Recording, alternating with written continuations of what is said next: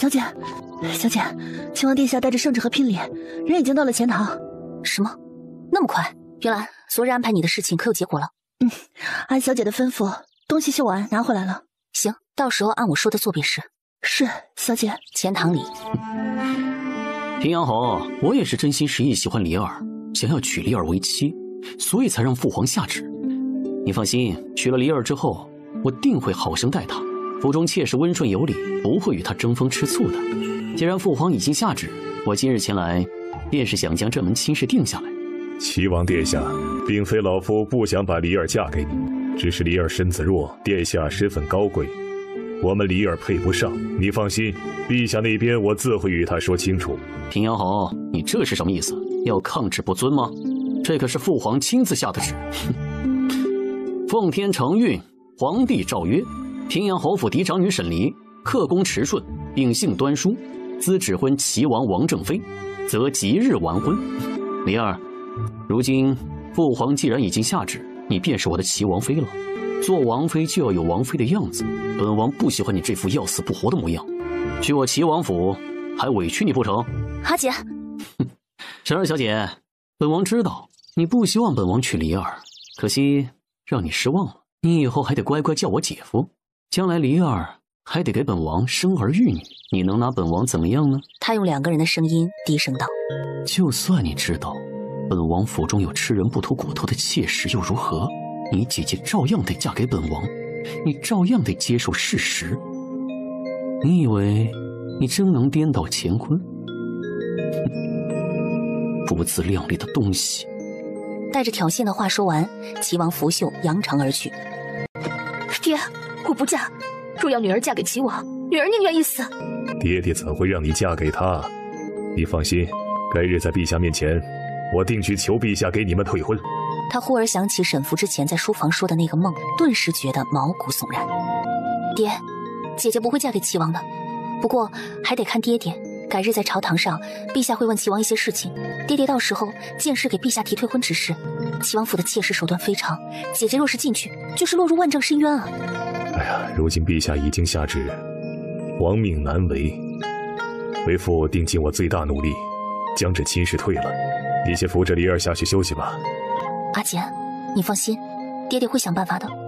不过福儿猜这永昌侯爵府的世子如今该着急了。福儿，你现在还开姐姐的玩笑？阿简，你不是说这永昌侯府的公子不在乎你吗？我们就看看他到底是不是真心的。若他是真心的，定会想办法。你先休息，我去找爹爹商议一些事情。爹爹，前些日子皇后娘娘让女儿进宫给她把脉，女儿见娘娘身体脉息不稳，便当场开了一副药给她。这几日，女儿将以前的医书都拿出来翻了一下，发现另外一副方子或许效果更好。改日可否带着女儿进宫，女儿再去皇后娘娘寝宫看诊？且皇后娘娘身子需要调理3、4日才行，爹爹可能连着3、4日带女儿进宫。你当真要进皇宫？女儿当真要去。哼，如今这太子尚未选妃，若是常去反而惹人口舌。不过我们沈家定是有女子会嫁给太子的。如今淑儿有婚约，你姐姐也有，我们沈家便只剩下你一个未出阁未订婚的女子了。爹爹，你这是何意？爹的想法便是沈家女儿必须有一人嫁入东宫。爹，你若是希望女儿嫁给太子，便是不要我这女儿了。女儿嫁入东宫之日，便是女儿命运之时。女儿宁愿死，也不愿嫁太子。你……平阳侯被沈福的话怔住了，他以为沈福去皇后宫里是为了讨好皇后，想要嫁给东宫太子，殊不知沈福进宫另有目的。若是沈家真要有女子嫁入东宫，那父亲就将沈叔和永昌侯府的婚约退了。我相信三妹妹会很乐意嫁给太子的。竟出馊主意，这怎么能成呢？福儿难不成有了心仪的男子？不想告诉爹爹。行，你如今大了，有心仪的男子也很正常。燕京城里高门家的世子公子们，有才学的有军功的不计其数，若是能寻个家婿回来呀，爹自然高兴。只是你刚回燕京，年纪小，有些东西你也不懂，切莫被蒙蔽双眼。爹不希望福儿心仪的男子是瑞王那样危险的人物，爹舍不得，不希望好端端的闺女折到那种人手上。听到瑞王2字，沈福的手一僵，面上有些不安。爹，我让您带我进宫，并非要讨好皇后，而是作为一个医者，该对他们负责。哦，也知道了，下去吧，改日带你去皇宫。谢爹爹，那女儿先下去了。谁？哈利，对不起。你如今是我沈离未来的妹夫，你来干什么？张怀安，我们迟了。哈利，我们还来得及的。我已经与父母商议与沈叔退婚一事，你可不可以不要嫁给齐王？哈利，你再多给我一些时间，我定想办法不让你嫁去齐王府。或许是介于身份有别，又或许是因为尊重沈离，张怀安没有上前，而是站在原地。2年过去了，你若是真有心，早就和沈叔退婚了，现在又何必说这些？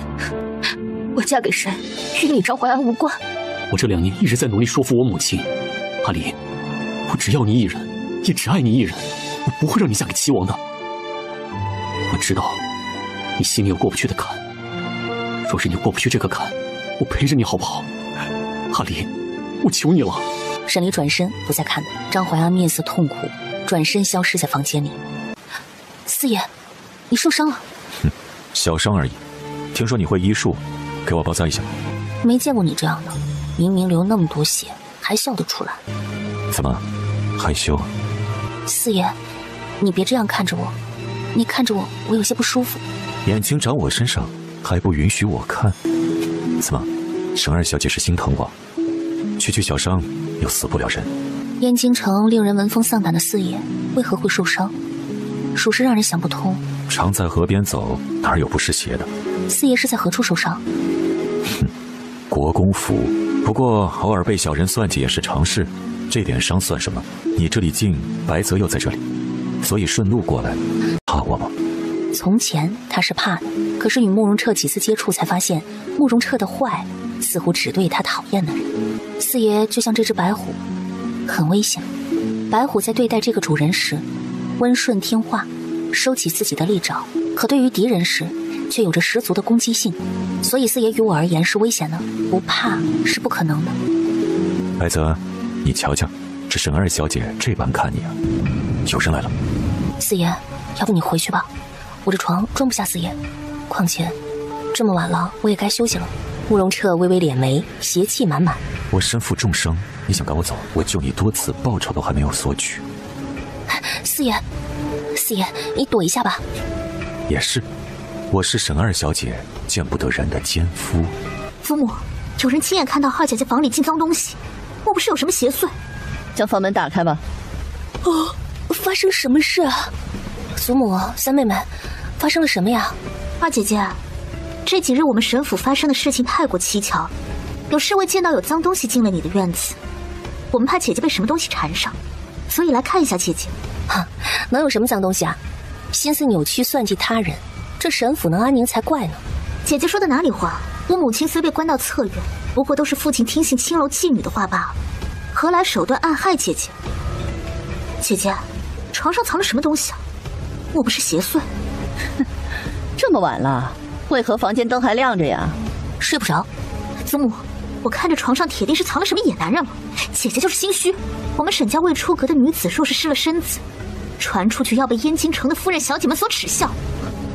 若真是这样，你早就被进猪笼好几回了。傻夫，就是藏了野男人，还不承认？祖母，让人去他床上搜啊！苏母，我这床上什么都没有，为何还搜？况且你们搜了也会后悔。你们既然说是邪祟，到时候没准啊，这邪祟缠上你们，忽然一声虎啸从床底传出，瞬间让房间里的众人后背发凉。老夫人，二小姐房里真有邪祟。都怕什么呀？有邪祟也给老身抓出来！里面到底是什么？沈夫，你果然邪门！不是你说的奸夫吗？三妹妹，你要是有那个胆量走过去，我也敬你是条汉子。你不是说我们沈家未出阁的女子，若是婚前就失了贞洁，就会被进猪笼？若是这样，你10次都不为过。沈夫，你这话什么意思？我看你就是沈家灾星，克死自己生母，又杀害自己祖父，现在又回来沈家来祸害我们沈家。沈夫，谁让你回来的？你不该回来！够了，明日找个道士来这揽月院看看，到底是什么东西。我看就是野男人。你们怕邪祟，我不怕。说罢，他一不做二不休地走到床榻前，垂眸就见床下一双凶神恶煞的眼睛盯着自己。什么东西？有什么东西？老虎！二小姐的房间怎么会有老虎啊？师傅，你别让他过来了，别过来了！你不是不怕邪祟吗？怎么会怕一只老虎呢？你跑呀！再不跑，这大白虎把你生吞了，我可不管。沈叔提着裙摆就往外面跑，锋利的虎爪猛地挥下，将他胳膊和大腿直接抓出血痕。师傅，你让他滚！白泽回来，真乖。师傅，等着，我定让爹爹弄死这畜生！平阳侯匆匆赶来，发生了什么事？老爷，二小姐的房间里有只大白虎，还抓伤了三小姐。平阳侯目光骤然一沉，这只白虎，他曾见慕容彻身旁有过一只。爹，二姐姐养了这个畜生，伤了女儿的胳膊和腿。赶紧去找府医。天霜才将沈叔扶着，就往明祥院里走。福儿，到底怎么回事？这只白虎又是哪里来的？从前也不见你养个猫狗，怎么就养这么危险的东西啊？如今怎么还在府中伤着人？赶紧将他赶出府去！爹，三妹妹大晚上的不睡觉，把祖母叫醒，偏说我院子进了邪祟，还骂我是沈家灾星，不该回燕京。大半夜的，嬷嬷们就要搜女儿的房间，还恶意辱骂女儿，所以这老虎才跑出来吓唬吓唬他们。赶紧将这畜生弄出府去，在府上迟早会出人命。老虎伸着头舔了舔沈福的手心，撒完娇后，纵身一跃就爬上城墙，离开院子。都回去吧，以后不是揽月院的人别随意进来。今日舒儿虽是过分了些，可她终究受伤了。明日你抽时间去看一下，一个姑娘家家的，养那么个凶猛的东西在身边，哪天丢了小命都不知道。是，爹爹。想来你在沈府也不容易啊。四爷，你该回去了。还有，白泽以后也不用来了。他今日在府中伤了人，爹爹定会给我揽月院里加高围墙，不让他来。而且，爹爹的洞察力是常人不能比的，恐怕早就猜到这老虎不简单。他知道你我关系又如何呀？难不成你还想嫁给别人？四爷，我嫁给谁，与你何干？今夜得亏了你。四爷，你能不能少杀些人？不行，因为那些人都该死。不过你与他们不同，因为你欠我的还没还。沈福，我走了。殿下，刺客跟丢了。我跟着刺客到了太子府的侧门，刺客便消失不见了。太子府我们也不方便进去。太子，他简直不可思议。难不成当真起了杀心？本殿知道了，你先下去吧。小姐，果然齐王知道太子的暗卫莫雨卫，我安排的几个人特地去太子府侧门绕了一圈，便钻进密林里消失了。想来齐王应该会怀疑是太子。齐王与太子实力相差较大，即便是被太子刺杀，也不敢公然去找太子。更何况有些东西挑破那层窗户纸就不好了，齐王会闷在心里，也会刻意疏远太子。若是能有机会通过这件事从齐王手中得到太子不为人知的秘密，再好不过。不过如今这样极好，只要齐王怀疑了太子，计划就成功一半。齐王不是说我沈福自不量力，妄图颠倒乾坤吗？明日便是他死期。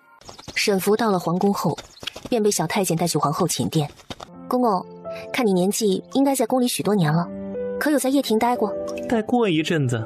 那可听过一个叫苏荣的男子，应该12、13岁左右。小太监神色微变。沈姑娘，可别提这人名字，不吉利。为何？这苏荣前日惹了德妃，德妃让人将他赶到掖庭去了。我们这些宫里的奴仆谁敢得罪主子？偏偏这苏荣性格倔强。苏荣的模样和所在洒扫的宫殿，白小堂都有交代，如今也没有必要打听过多。沈福跟着小太监来到皇后凤仪殿，臣女拜见皇后娘娘，娘娘万福金安。沈二姑娘，请起吧。上次见沈姑娘端庄大方，机灵有礼，听平阳侯说你下去后翻阅一些医书，找出能治本宫病更好的方子。回娘娘的话，的确如此。娘娘肝气郁结，那副汤药只能治些皮毛，还得用另外一副方子才行。娘娘脉象比之前平稳，不过还需调理和连续针灸3日便可痊愈。那就劳烦沈姑娘了。沈姑娘这般聪慧过人，也不知有无心仪的男子啊？不瞒娘娘，臣女心中并无心仪男子。那沈姑娘觉得景儿如何？太子殿下丰神俊朗，实乃人中龙凤，倒是个不错的男儿，哪像臣女？臣女生来便被称作沈家的灾星，命格不详，以至于父亲祖母将我送到易水，养到鸡鸡才接回来。沈姑娘何必妄自菲薄？皇后如今是想试探他，给太子选妃，无非就是想拉拢江璇罢了。娘娘，如今时日不早，臣女就不打搅娘娘休息了。如今爹爹还未下朝，臣女来过这皇宫没几次，听说这初夏里皇宫御花园的风景甚是美，臣女想去御花园逛逛。那沈姑娘，本宫让人带你去瞧瞧。谢娘娘。参见娘娘。几个小太监见来的是位如花似玉的姑娘，便以为是皇上新纳的宠妃，立马跪了下来。她犯了何错，以至于你们几人这般欺辱她？她得罪了德妃。得罪德妃自有德妃定罪，也不是你们能随便欺辱的。静静打量少年，他确定面前的这张脸和白小棠给他的画像一模一样。你叫苏荣？是，娘娘饶命！我不会杀你，我只问你一句，你想活下去吗？想活。若是你想活，就跟我走。沈福起身往前院的不远处走，身后的苏荣见状也起身跟在沈福身后。小时候在苏家可学过下棋？学过。你想见你哥哥吗？自然是想见哥哥的。我苏家满门被灭，只有我与哥哥了。若是想，就将这张纸上的东西参悟一遍。若是有机会，可以让旁人看到你会下棋，但绝对不能将这张纸上的东西泄露给其他人。宫里人知道你会下棋的越多越好。半个月后，若是你想活命，一切看你自己。这段时间，若是那几个太监再将脏活累活都丢给你，你就隐忍着，千万不能与他们发生冲突。你要活着离开这皇宫，就要懂得隐忍和能屈能伸。苏荣紧攥住手中的那幅图。谢谢娘娘。这2日我会准时来这个地方，还有另外2幅图要给你。这段时间，这3幅图你要熟读，还能复现。是。沈福交代完事情后，便离开皇宫偏院。金碧辉煌的大殿上，威武尊严的仁德帝将兵部尚书递上来的奏折狠狠地砸在齐王脸上。你来给朕解释解释，这奏折上说的可是真的？齐王吓得全身颤抖。父皇息怒，此事定是有人误传，儿臣并未贪污拨给边疆战士的军饷，还望父皇彻查，给儿臣清白。让你在兵部任职，你滥用职权，连边塞战士的军饷你都在贪污，你好大的胆子啊！昨日朕就已经得到消息，让皇承嗣彻查兵部，你的部下都招了，你还不承认？哎，明哲呀明哲，朕那么信任你，让你任职兵部，如今你就是这样回报朕的啊？你府中妾室不过1人，难不成这俸禄还不够你花，竟然把歪心思打到边疆战士的身上？若非边疆战士守家卫国，你哪有现在这样和平的日子？跪在地上的齐王完全懵了，他做的那么隐蔽，怎会被人察觉？父皇，此事并非父皇所查那样，还请父皇重查此事。还不承认？边塞来的消息，好好看看，死了多少将士？难不成朕的皇承嗣查出来也是假的？你信不信朕砍了你的头？父皇饶命啊！儿臣一时糊涂，父皇。站在文武百官中的慕容彻眸色微变，这就是沈福要让石燕青传到兵部尚书手中的消息。她一个闺阁女子，对朝堂之事尚未了解，又是怎么知道这兵部的事情？而且齐王在兵部不过是个兵部左侍郎，3品官职，贪污军饷这种事情应该是很隐蔽的，这小丫头又是怎么知道的？慕容彻实在想不通，他目光落在齐王身上，嘲讽道：没想到一个兵部左侍郎都能贪污如此数额巨大的军饷，边塞苦寒，将士吃不饱穿不暖，这司马大将军还能取胜，实属不易啊！人群中的太子抬眸看向仁德帝，缓缓道：父皇，要不就再让人彻查兵部，看看整个兵部还有无贪污军饷之人。这已经查过，无需再查。前日你还让朕给你赐婚，朕看在你母妃的面子上，将沈家大小姐赐给你。今日你便做出这等事情来，当真是让朕失望透顶。你若是真觉得朕冤枉了你，朕手中有的是证据。宁远侯从人群中站出来：陛下，臣要告发齐王宠妾无度，害死臣的女儿温婉。上面是臣连夜让人核查的证据，只求陛下给臣的女儿一个公道。这齐王妃不是病死的吗？对外宣称病死的，怎么会是被害死的？是啊，这都死了2、3年了。齐王府中有一妾室，名为远姬。这姬妾生活奢靡无度，每日更是以上好的人参拿来泡脚，更是挪用臣女儿带去的嫁妆。臣女儿本意规劝，却被府中姬妾下毒，以至于身体病弱。齐王更是纵容这妾室用臣女儿血肉为药引呐！陛下，陛下，还请陛下给我女儿一个公道。你这个逆子！宁远侯所说的是不是真的？父皇，温婉是病死的，并非儿臣府中妾室所害，儿臣冤枉啊！不承认是吗？来人，去把齐王府中的吃人血的妾室给朕抓进牢狱，朕就不信他不招。父皇，不可，我儿的死与柔儿无关。陛下，臣的女儿沈离身子虚弱，怕是不适合去齐王府，还请陛下解除婚约。陛下，上次沈三小姐及笄里，微臣也曾见过沈大小姐一面，确实虚弱的不行。若是前齐王妃真如温大人所言，是被人害死的，这沈大小姐怎会经得起折腾？朕问你，温家大小姐是否为府中妾室所害？说。是。一个妾室敢割正室的血肉入药，若非你纵容，怎会如此？我大燕国难不成要乱了大纲不成？齐王滥用职权，贪墨边塞战士军饷，宠妾灭妻，纵容府中妾室害死原齐王妃，骄奢淫逸，行为不检，致使朝野失望。即日起，革去兵部左侍郎职务，解除与沈家婚约，贬为庶民，流放北陵属地。无旨意，不得再回燕京。父皇，父皇，儿臣不要去北陵，儿臣错了，求您饶了儿臣，求父皇开恩呐！父皇，父皇开恩呐！如今仁德帝只是将齐王流放到北陵去，已经算是对他仁慈了。退朝吧。退朝。沈二姑娘，别来无恙啊！参见信王殿下。信王是皇帝的弟弟，为人好色且残忍。信王妃死后，信王府的妾室们下场极惨。那些女人被信王玩腻后，扔给府中家丁侍卫们玩弄，被折磨弄死，偷偷丢乱葬岗的也有好几人。信王贼心不改，又盯上沈离，当真是个美人儿啊！沈福眸光微瞥，透过男人袖子的缝隙，看到他宽大的衣袍里有一个荷包，这个荷包正是白露从他房间里拿去的。你可知本王对你相思成疾，日日夜夜想见你一面。燕京城的人都说沈家二小姐是燕京第一美人，如今看来倾国倾城也不为过呀。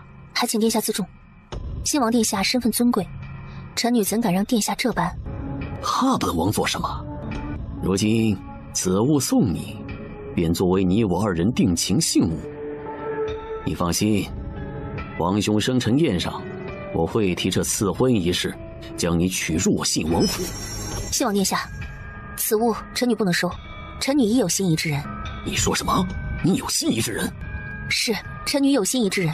你不是心仪本王吗？你敢耍我？皇叔。信王拿着簪子的手一僵。瑞王怎么来了？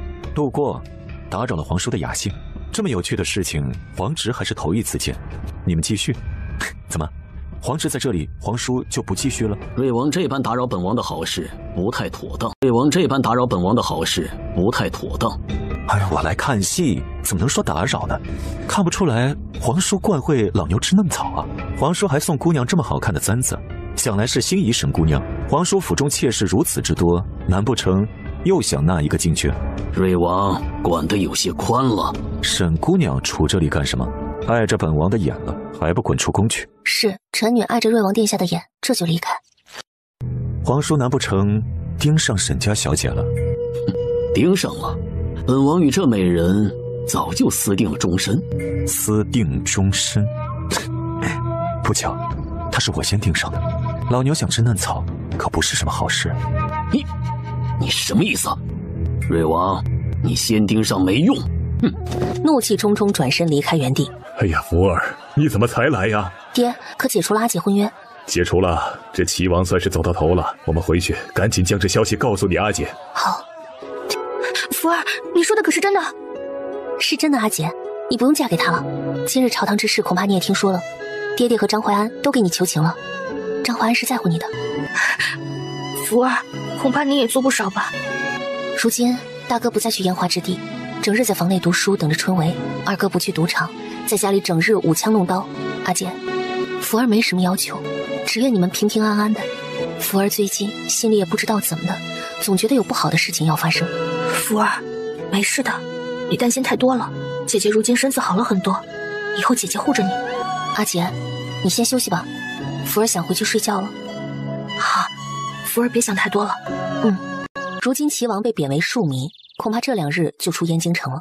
他得想办法从齐王口中知道太子的秘密。可是这2日，他心里越发的焦躁不安，似乎感觉沈家有什么大事要发生。如今临时在偏院，应该闹不出什么幺蛾子。可他总觉得似乎什么地方算漏了。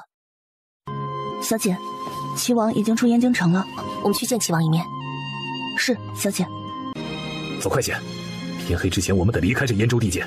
走快点，你以为你还是皇子啊？沈福下马车后，直接让云兰拿起安打点官兵。原来来送我的是你，沈福，是不是你将问我的事情透露给了宁远侯府？齐王殿下，我今日前来是拿回我姐姐沈离的东西，一只琉璃发簪。这只发簪是我母亲留下的，还请殿下归还。至于你说的温大小姐惨死的事情，此事与我无关。齐王殿下不如仔细想想，你的事情除了你自己知道，可还有让旁人知道？你是什么意思？若是你肯将姐姐的琉璃簪子还给我，我便将我知道的告诉殿下。姐姐的簪子于她而言非常珍贵，我今日必须拿走。齐王颤颤巍巍地从袖口中拿出一只琉璃簪。这是张怀安给沈离的定情信物吧？说是你母亲的，都是骗人的。来拿簪子只是一个借口，将信息透露给齐王才是真的。唉，若是齐王不给，那便算了，就当我在父亲书房前什么都没听到。你知道了什么？殿下，你在兵部贪墨军饷之事向来隐蔽，怎会告到陛下面前去？莫不是有人事先知道，前去陛下面前告发？我曾在父亲书房外听到谈话，这宁远侯府和刘尚书在殿下出事的前几日都各自收到一封信，信中的字迹十分特别。如何特别？你快说。齐王殿下，你让我告诉你，我就得告诉你啊。如果告诉你呢，也不是不可以。若是殿下肯把簪子给我，我便告知殿下。簪子给你了，快说。殿下既然将簪子还给我，沈福也是个守信的人，殿下如今被贬庶民，想来知道了也无妨。这信中字迹铁画银钩，力透纸背，最主要是信上有一红色落章，信尾有一只黑鹰标印。不可能，不可能是太子。齐王殿下，你说是太子？太子与殿下向来交好，怎会害殿下？莫不是你得罪了太子？我知道了。我简直就是个傻子，还以为可以相互扶持，没想到他早就对我起了杀心。太子？不可能啊！太子殿下风神俊朗，是人中龙凤，是个宅心仁厚的正人君子，怎会害你？太子殿下不是这种人，齐王殿下，你莫不是误会了他？沈福，我倒是忘了，你整日往皇后寝宫跑，莫不是早就心仪了太子？你才是天大的傻子！齐王，你这话的意思是，你莫要在我面前挑拨，太子不是那种人，你挑拨离间也无用。沈福，你们沈家都是天大的傻子，你还心仪他，特地去讨好皇后。傻子，你既心仪他，何不去东宫地下牢狱里看看，都有些什么？傻子！看着此刻已经疯癫的齐王，刚准备上前问清楚，这位姑娘，时间到了。东宫地下牢狱，东宫牢狱，为何他前世从未听过？小姐，你既然将事情透露给齐王，恐怕他到时候察觉，你会发现不对劲，反而会查你。将这只簪子当了，这不是母亲留下的遗物，也不是张怀安送给阿姐的定情信物，是我故意让人将这些消息透露给齐王，没曾想齐王当真以为是张怀安给阿姐的定情信物，便从阿姐手里将簪子拿去了。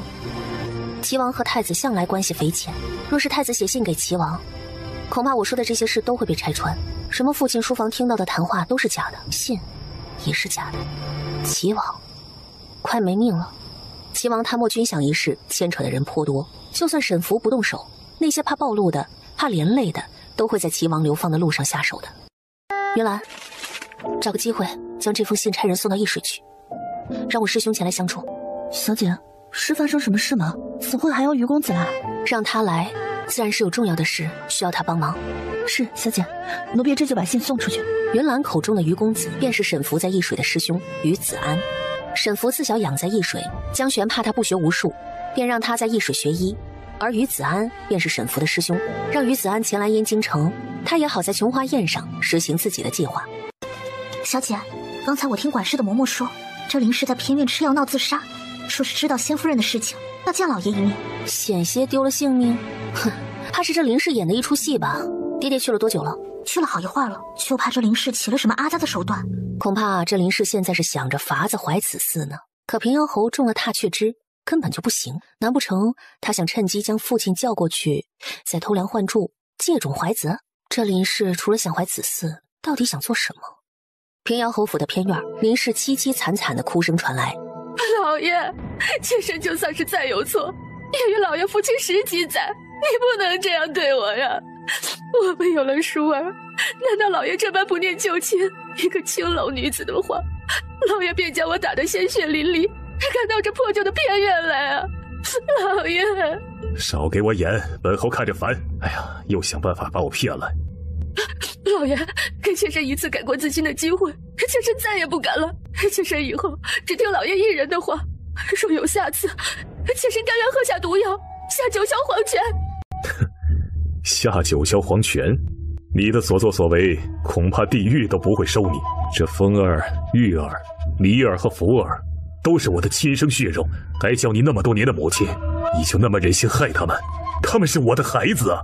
你怎能忍心做出那么多歹毒的事情来？你在这偏院是死是活与我无关，若是再想骗我，别怪我手下不留情。他看着平遥侯离开的背影，咬牙切齿道：老爷，是你逼我的，别怪我。要怪就怪当初在樊牢，瑞王心软放了你。若是你下黄泉变成厉鬼，可不能来找妾身，妾身都是奉了太子和皇后娘娘的旨意。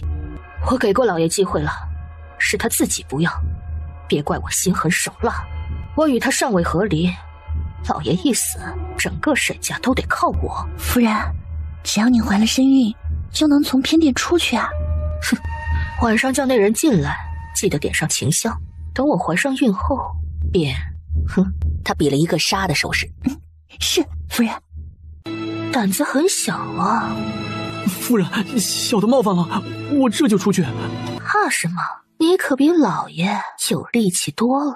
说是害怕，却也动情了，果然比老爷更厉害。屋内暧昧的声音直到下半夜也没有消停。这年轻人就是不一样，竟然比老爷还要厉害好几倍。等我怀上孩子，从偏院出去，定要让江氏的几个孩子知道什么叫万丈深渊。等我怀了子嗣，找个机会将这奴仆杀了，不留痕迹。是，夫人。娘娘，如今看你脉象平稳许多，想来快康复了。明日臣女给娘娘针灸最后一次，娘娘的病需要静养，臣女就不打扰娘娘了。你先下去吧。刚出凤仪殿的院子，就见一身金袍的男人迎面出来。臣女参见太子殿下。你便是沈家的二小姐沈福？回殿下，正是臣女。你我是不是在何处见过？还是说你与姑有仇啊？你知不知道，姑最不喜欢你看姑的眼神，你这双眼睛姑非常不喜欢。殿下莫不是忘了，在三妹妹及笄礼上，我与太子殿下打过照面。臣女的这双眼睛是父母给的，看谁都一样。也是，姑倒是忘了，我与你在沈叔及笄礼上见过。沈福，你确实是个难得的美人，不过若是想讨好母后，让姑多看你一眼便错了。女子心机深沉可不是什么好事啊，若想得到姑的心，最好少做这种费尽心思的事情。太子说完，拂袖离开。刻意接近他，真是可笑。母后，齐王死了。你说什么？齐王好端端的，为何会是死？听说是病死在流放途中，父皇已经派人将尸体接回来了。仵作检查了尸体，的确是病死的。儿臣找人打听过，齐王被流放时，在燕京城郊见过一位女子，可儿臣多方打听，并未知这女子身份。齐王被贬，没那么简单。韩墨君想那么隐蔽的事情，怎会无缘无故捅到父皇耳朵里？儿臣总觉得有一只隐藏在背后的手推着这些事往前走，儿臣看不到，摸不着。景儿，你莫不是想太多了？也许那女子是齐王养在府外的妾室，如今国公府已经传来消息，就等林氏怀上子嗣，无论男女，是男孩最好。若是个女孩，大不了偷梁换柱，林氏会想办法让她继承爵位。你父皇生辰之前，母后也会与他说，让他将沈姑娘赐婚给你。你我二人计划一步步来。沈福想要讨好母后，激进儿臣，哼，如此心思的女子，恐怕进了东宫，儿臣也不待见她。儿臣不喜欢她那双眼睛，即便是再漂亮，那双眼睛便是让儿臣觉得心里堵得慌。儿臣登位之日，便是她命丧黄泉之时。唉，这江璇最疼爱的，便是她这个外甥女儿。为了她能过得好，她自然什么都愿意的。那就听母后的。这盘棋，本宫筹谋10多年呢。参见娘娘。沈福无奈，这孩子又将她当成宫里的娘娘了。前日给的，可有下去琢磨？有。那就好。半个月后是陛下50岁的寿辰，若是有人进来叫你，你便跟他出去一趟。若是你想不被欺负，想光明正大的活下去，你就得记住我说的。图纸上的内容，切莫让旁人知晓。你写下去，好好琢磨，深思熟虑的琢磨。是，娘娘。沈福交代完后，便离开皇宫侧院。他刚走了几步，就见一个黑色身影从面前闪过，刚想尖叫一声，再喊一句，若是把宫女们引来，你我关系暴露，你可就再也无缘太子妃之位了。四爷，你也进宫了？别忘了，我们是一条船上的人。谁敢与你在一条船上？切，那么想当太子妃啊？不惜前去讨好皇后？谁想当太子妃了？不稀罕做太子妃，那想做什么？慕容彻却步步紧逼。啊，你想做什么？什么都不做，我出家做姑子吧。呵，寺庙可不收你这种情势全染的尼姑。谁情势全染了？做太子妃有什么好？要做就做皇后。小姑娘不过17岁的样子，倒是敢想。你想做？也不是不可以啊。做太子妃最后不过是热油灌喉而已。热油灌喉？你怎知成为太子妃会被热油灌喉啊？四爷，我就是被热油灌喉死的呢。说起来，你也有一半的责任。慕容彻手微微一紧，低头看着沈福的神情，似不信，又是疑惑。谁胆子那么大呀？太子。慕容彻僵在原地，虽不知道沈福是什么意思，可想到面前这么鲜活的一个姑娘被热油灌喉，便觉得心口刺疼。你最近是不是做什么噩梦了？没有。四爷，四爷若是没事，我要走了。慕容彻静静盯着他。你想做皇后？这慕容彻该不会以为他随口说的是真的吧？想啊，难不成四爷要让我进宫为妃？想入宫为妃啊，口味倒是很独特，看不出来沈姑娘口味与旁人不一样啊。你罢了，回去吧。他看着苏荣的方向，皱了皱眉。这沈家丫头又在打什么主意？你想办法传口信到张怀安的耳朵里，说是有人找他商议退婚之事，约在醉香苑4楼最北的雅间。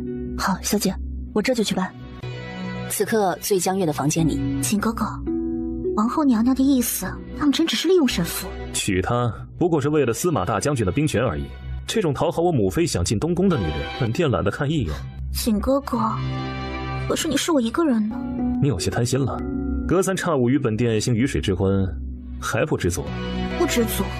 舒儿近日偷偷找了怡红楼的姐姐们，学了一些技巧，今日刚好可以试试。太子哥哥，你弄疼我了！站在门外的张怀安犹如晴天霹雳。张怀安微微攥紧拳头，紧咬着唇，愣在原地半晌。里头两人的声音他再熟悉不过，太子和沈叔早就苟合在一起，所以今日沈叔是让他来看戏。他站在门口沉默片刻，转身就离开。若是里面是其他人，非太子，或许他还可以冲进去，自己就找借口退婚。可里面是当今太子大燕的太子啊，他一个世子是得罪不起的。他不过刚入世3年，虽是永昌侯府的世子，可终究还是难以与太子抗衡。思及此，他转身头也不回地离开醉江月。父亲、母亲，若是3个月内不能与沈家3小姐退婚，儿子便出家当和尚。荒唐！这沈家3小姐要才貌有才貌，又是平阳侯府的嫡女，哪里配不上你啊？你这般抵触，此女儿子不喜，我永昌侯府容不下她。若要儿子娶一个不喜欢且心思歹毒的女子，儿子宁愿出家做和尚。安儿，你告诉娘，这沈三小姐如何歹毒了？这沈府的事情，娘也听说了。可那毕竟只是个青楼妓女的指证，怎么能算真呢？更何况那是她母亲所为，并非三小姐呀。母亲说的是，当初我与沈离婚约，你也不曾说沈离妹妹恶毒吗？所以连带着沈离也会被影响。如今为何又这般呢？枉你入仕已经3年，怎就不想想不让你与沈离一起的原因啊？沈离舅父乃我大燕司马大将军，其手中兵权和当今瑞王相等。陛下虽是敬重佩服，可做天子的，谁愿意看着权力落入他人之手？宁远侯、平阳侯、永昌侯手中各有一支军队，虽拥兵数量不多，却也有一点兵权。若是你娶了沈离，陛下会怎么想啊？这做天子的，谁不是疑心生暗鬼啊？难不成娶沈三小姐，陛下就不忌惮了吗？沈三小姐的祖父是护国公，父亲不愿我娶离儿，便用这种方式来压我。淮安，你怎会如此倔强？这沈离身子孱弱，还能活多久？你想过吗？离儿身子为何会这样？父亲母亲心里没数吗？若是娶不到离儿，母亲就别后悔。大不了我不娶妻生子，做个断袖，让你们满意。你敢？你要是敢做断袖，为父就将你逐出家门。若是不退婚，不让我娶沈离，我就带个断袖回来，给父亲母亲当个儿媳妇儿。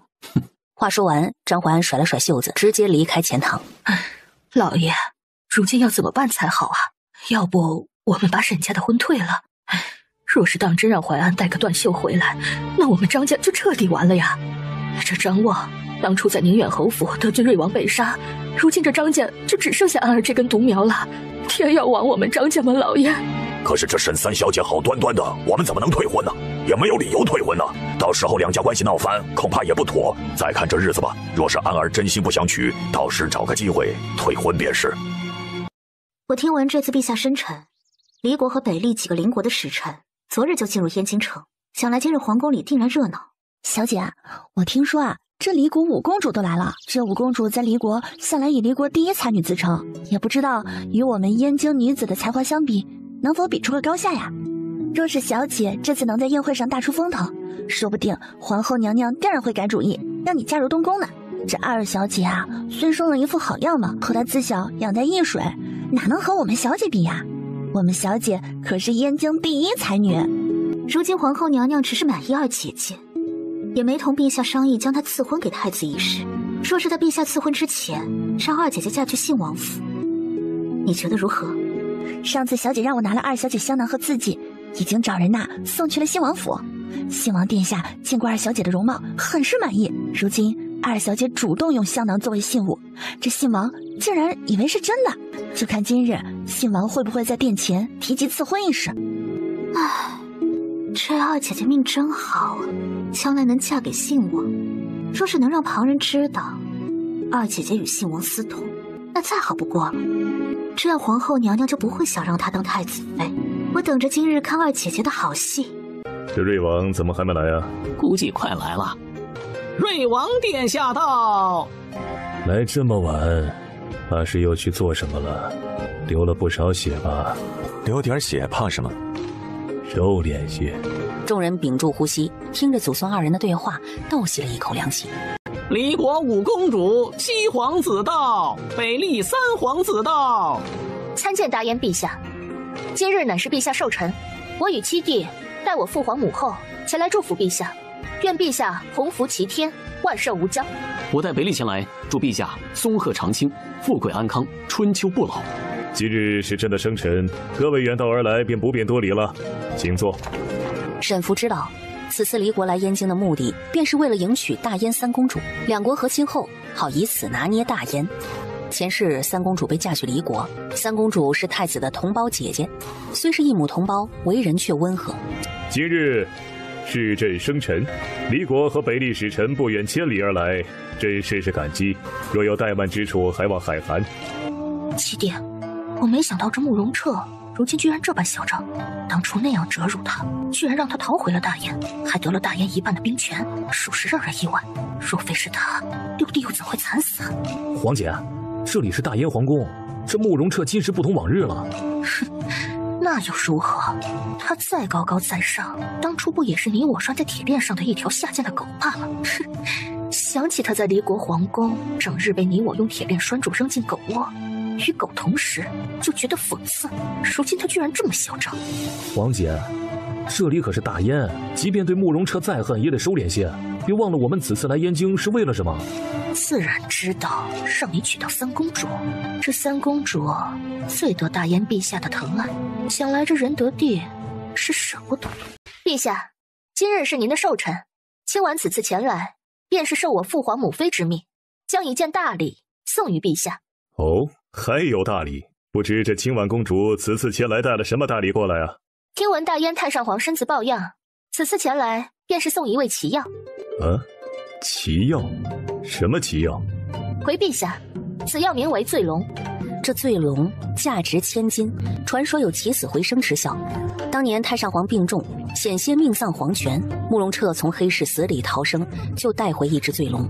这醉龙整个武川只有3只，没想到这离国这么大方。恐怕离国陛下送出这只醉龙，定有所求。陛下果然看得透彻。我听闻你们燕京城高门嫡女、世家才子数不胜数，其才华也是1等1的好，更有着闻名天下的燕京4大才女，诗词歌赋样样精通，在围棋方面也是无人能及。俗话说得好，围棋即艺，以棋博之。我们离国有第一圣手卫灵君，若是能从他手上赢了一盘棋，便将这醉龙拱手相让。若是输了呢？陛下果然聪明。我七弟曾在江东见过贵国三公主一面，一见倾心，此次前来想与大燕结亲。父皇，儿臣不嫁。你先坐下，朕知道怎么做。恐怕来送药是假，求亲才是真。听闻东陵君乃天下第一棋手，至今未遇对手，如今看来是盘死棋。难不成大燕当真没人了？还是说这燕京城的世家贵女、高门才子都是徒有虚名而已，就连东陵君的一盘棋都破不了？燕京城才子佳人的确多，不过围棋也有不少人懂。既然如此，这一份大礼，朕接。父皇，此事不可。既是死棋，就证明这棋局无人能解，这明显就是离国的一个圈套。这醉龙虽珍贵，可皇姐的终身幸福也很重要啊。这离国离大燕山高水远的，皇姐不能远嫁。太子思量得对，可是如今诸国使臣在这里，难不成要让邻国笑话我们大燕无可用之才？你先下去，朕知道该怎么办。更何况这醉龙于你皇爷爷而言，珍贵无比。是父皇。瑞王觉得呢？自然是明知山有虎，偏向虎山行，大不了将这老虎的皮剥了。今日的大燕不似从前的大燕，离国也不是从前的离国。这样的话，也只有慕容彻这个恶棍才能说得出来了。这或许就是太上皇喜欢慕容彻的原因。洛清婉面色一凝，看到慕容彻如今嚣张的模样，拳头微微攥紧。当初他逃出离国皇宫时，他的六弟死得很惨，手筋脚筋都被他挑了。哼，既然燕京城的四爷和大燕陛下都这样说，那便开始吧。希望你们大燕能找得出有用的人出来。紧接着，堂中央摆上棋盘。不知陛下这次要派何人与卫灵君对弈？若是大燕有人2个时辰之内能赢了卫灵君，这醉龙便拱手相让；若是输了，陛下就要履行诺言，将三公主嫁给我七弟。你们大理有卫灵君这样的棋手，我们大燕也有不少棋手。子健的郭仪缓缓起身，我先来。郭仪的棋艺在整个燕京城是数1数2的。沈福坐在位置上，回想前世那些零星的记忆，此局郭仪会输。果然不出所料，半个时辰后，郭仪果然解不出棋局。这局死棋，前世沈福记忆深刻，今生他要用这棋局救出苏荣，收服苏洵。苏洵应该快到燕京城了。棋盘前，郭仪捏着手中一颗棋子，踌躇不决，脸上也渐渐显露出惊慌之色。哼，看样子你们燕京城当真无人能解。若是这位公子不行，便换个人吧。不知在座的各位，可有谁会围棋？若是今日能解出棋局，朕定给他赏赐。坐在沈福身后的温月和沈叔相互对视一眼。温月站起来，参见陛下，臣女倒是有一人可以引荐。温四小姐，且说来，你说的是何人？回陛下，正是沈家二小姐沈福。臣女听说沈二姑娘爱棋如命，屋内窗前时常摆着一盘棋，想来棋艺高深。恐怕温月的这份好心，无非是让她出丑罢了。谁是沈家二姑娘？回陛下，正是臣女。仁德帝目光落在沈福身上，燕京都在传闻，沈家二小姐是燕京第一美人，如今看来丝毫不像一位弑杀祖父的恶女，难怪皇后和太子这几日要让她下旨将沈福赐给太子。哦，你便是沈福，可会棋艺？回陛下，臣女在棋艺上不精，不是卫灵君的对手。若是和卫灵君对弈，反而浪费时间。不过我们大燕人才辈出，燕京城有才的人也不计其数，这善棋艺者，未必也只有国子监的人。依你所见，臣女这几日去皇后娘娘宫中看诊，不巧正在御花园中遇到一个小奴，约莫12、13岁，善棋。这小奴所下棋局形式复杂，依臣女见，不输第一棋手卫灵君。哼，沈姑娘，你好大的口气啊！一个小奴怎能与卫灵君相比？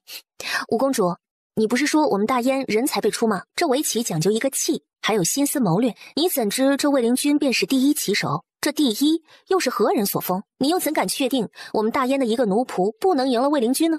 我看沈姑娘不过是故弄玄虚罢了。若是真有你说的那般厉害，为何现在才察觉？方才沈姑娘说的不无道理，这棋艺第一怎能自封呢？不过我卫灵君这么多年未逢对手，是宫里的奴仆又如何？身份高低贵贱又如何？何不来一试？后宫可有沈姑娘说的这位会围棋的奴仆？回陛下，有是有，这些日宫里都在传，皇宫掖庭有一奴仆爱下围棋，只是此人脾气古怪倔强，还冒犯了德妃娘娘，如今在天宫扫洒，不知是死是活。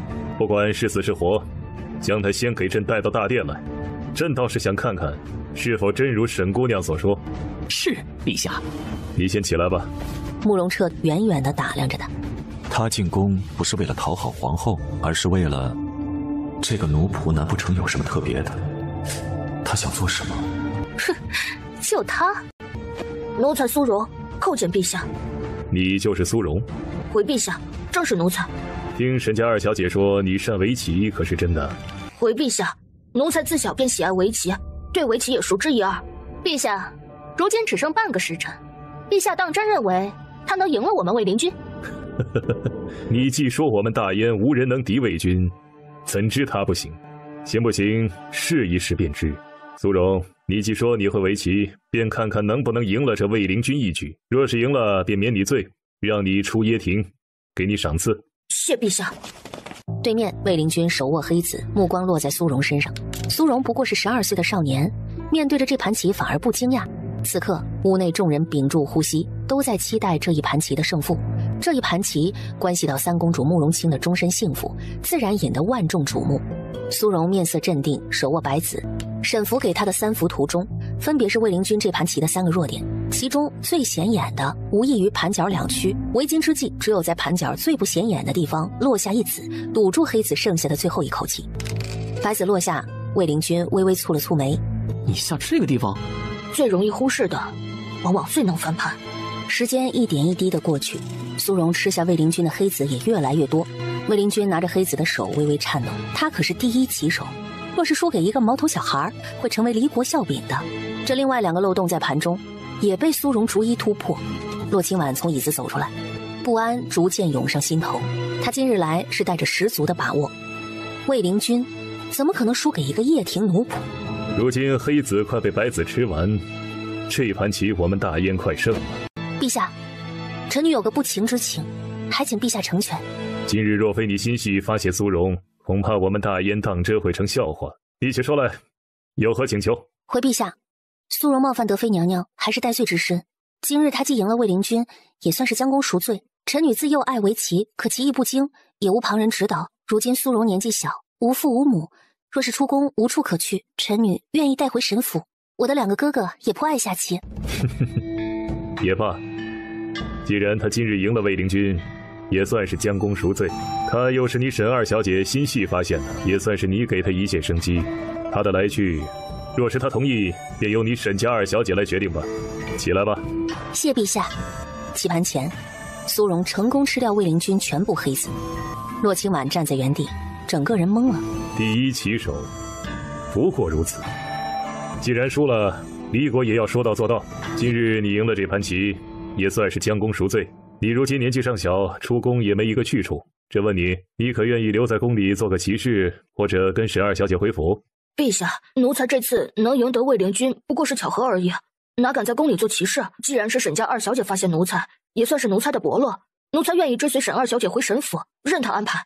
苏荣对于围棋虽然熟练，可根本与其他真正懂棋的不能比。这次若非沈福提前透露，他不会赢。不过仁德帝也看出来，他这次都是碰巧而已。行，那便依你。你立下大功，宴会结束，这回封赏。不了，我们离国自然说到做到。这醉龙赠与陛下便是。不多会儿，位置上的信亲王缓缓从椅子上站起来。皇兄，皇帝中意一位姑娘，不知皇兄可否赐婚？哦，不知皇帝看上谁家的姑娘啊？信王府王妃已故多年，是该娶新王妃入府了。你看上谁家的姑娘？说出来，朕替你做主。不巧，臣弟看上的正是沈家姑娘。沈家有3位姑娘，不知皇帝看上的是哪一位啊？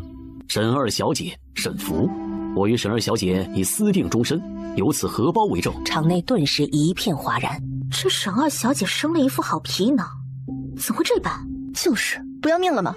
哎呀，她是杀害自己祖父的恶女啊，还有什么事做不出来的？沈福听到那些恶言恶语，面色平淡。这个荷包不就是从萧爵身上抢来的荷包吗？这荷包本就不是他的，他早就想顺水推舟了。沈二姑娘，你当真与朕的皇帝私定了终身？回陛下，我并未与信王殿下私定终身，怕是信王殿下弄错了。哦，那这荷包又是怎么回事？这荷包并非臣女的，臣女向来不会女工，更不会将这样一个鸳鸯荷包放在身上。陛下，这才是臣女的荷包。众人顺势看去，就见沈福手中的荷包上绣了一只白虎，且绣工当真是一言难尽啊！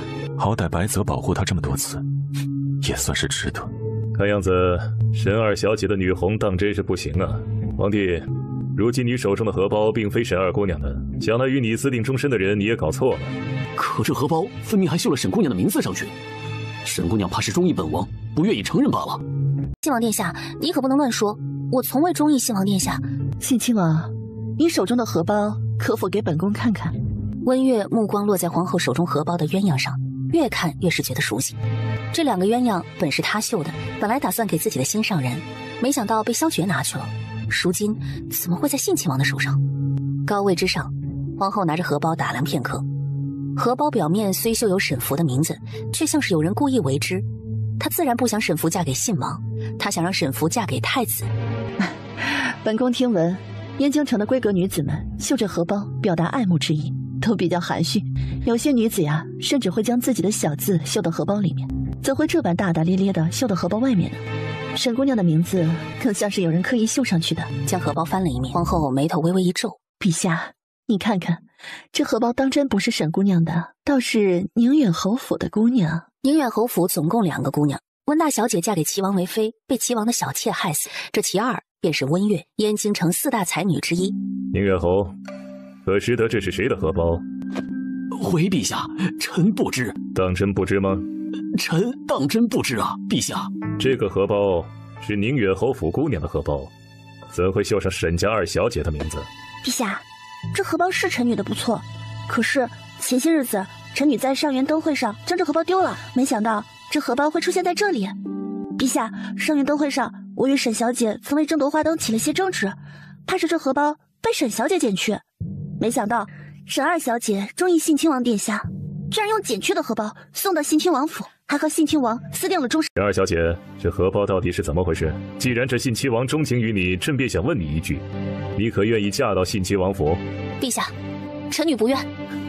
难不成沈2小姐有了心仪之人？回陛下，臣女从未有过心仪之人，这个荷包臣女从未见过，也并未和信亲王私定终身。当日上元灯会，我与温4小姐却有一面之缘，可臣女并未捡到温4小姐的荷包，更何况臣女并不会女工，这荷包上绣着臣女的名字，定然是旁人所为。想来温4小姐将自己的荷包以臣女的名义送到信亲王府，想要陷害臣女。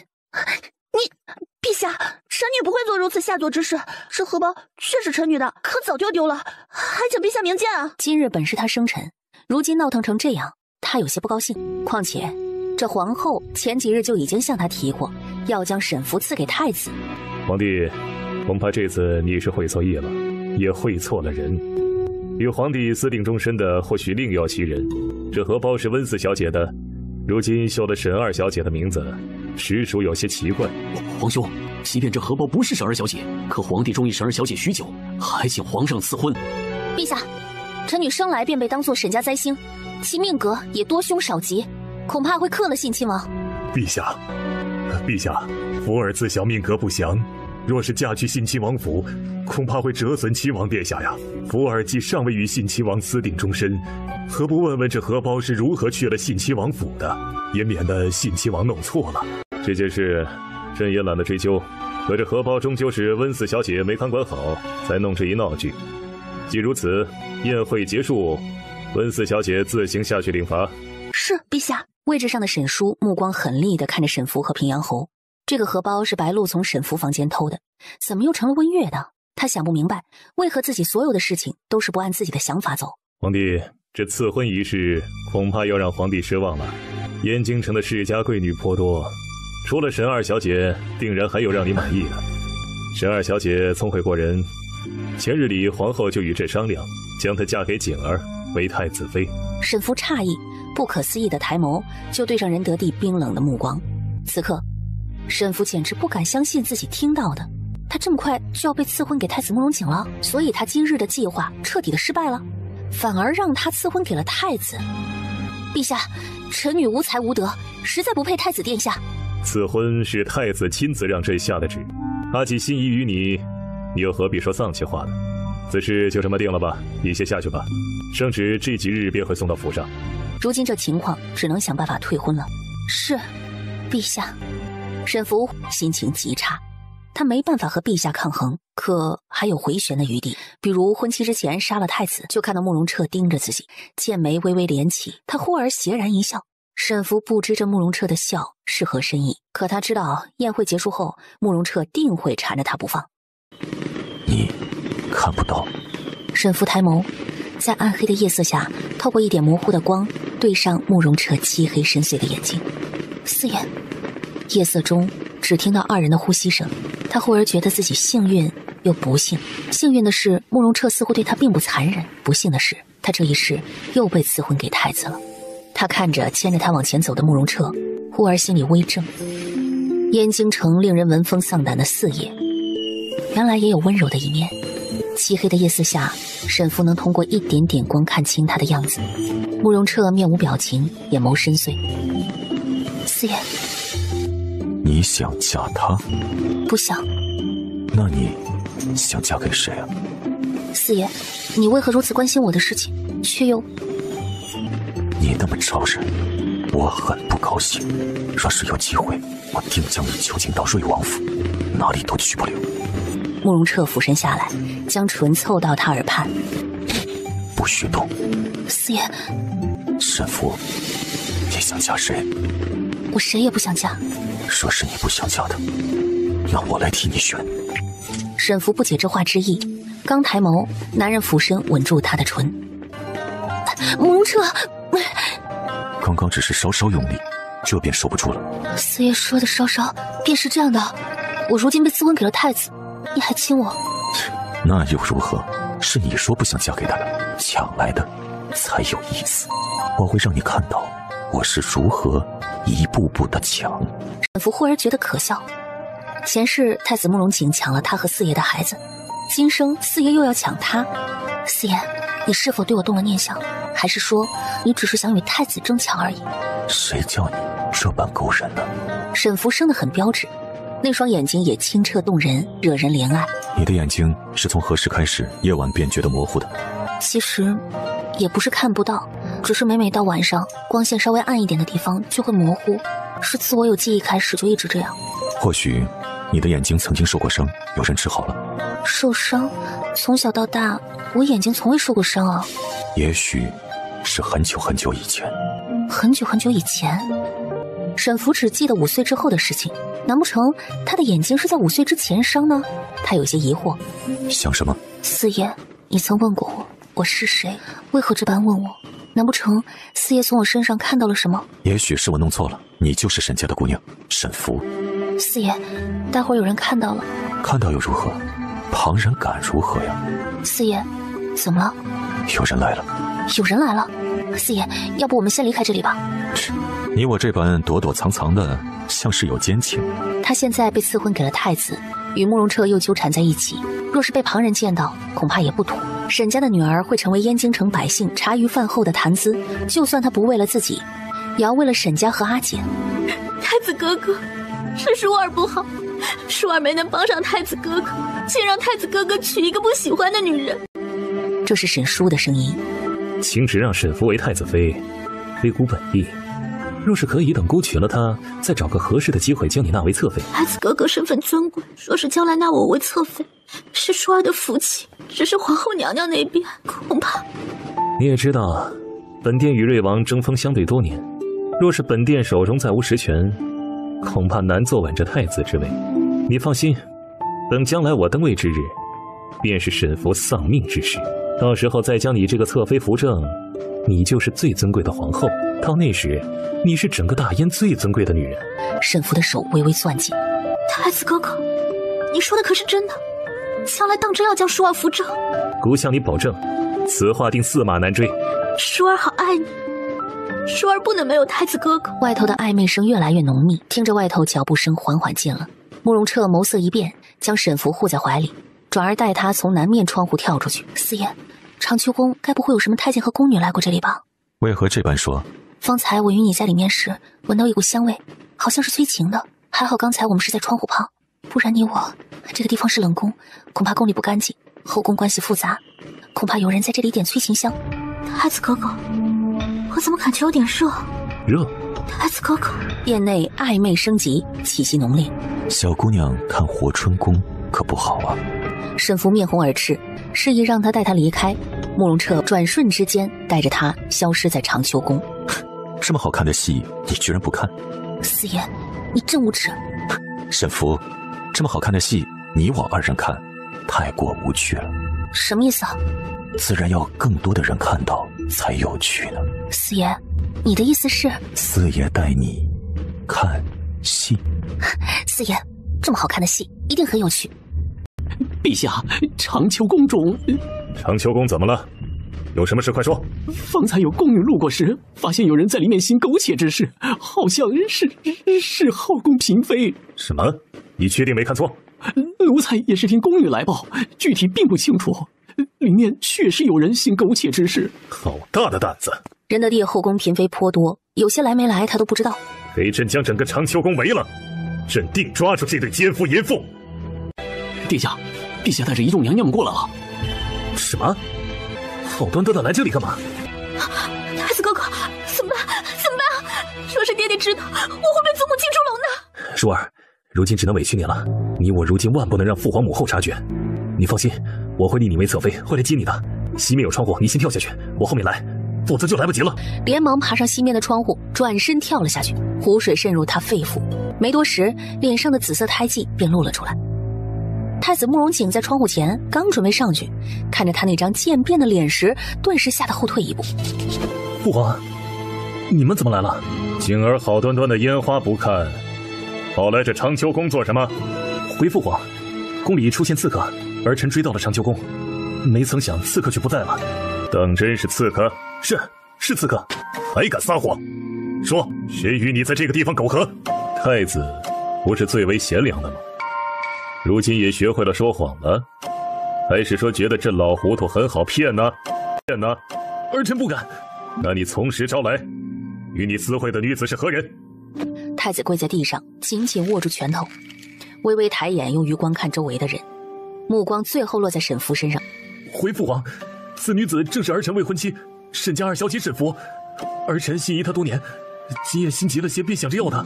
陛下，臣女不敢欺君。知府，太子说的可是真的？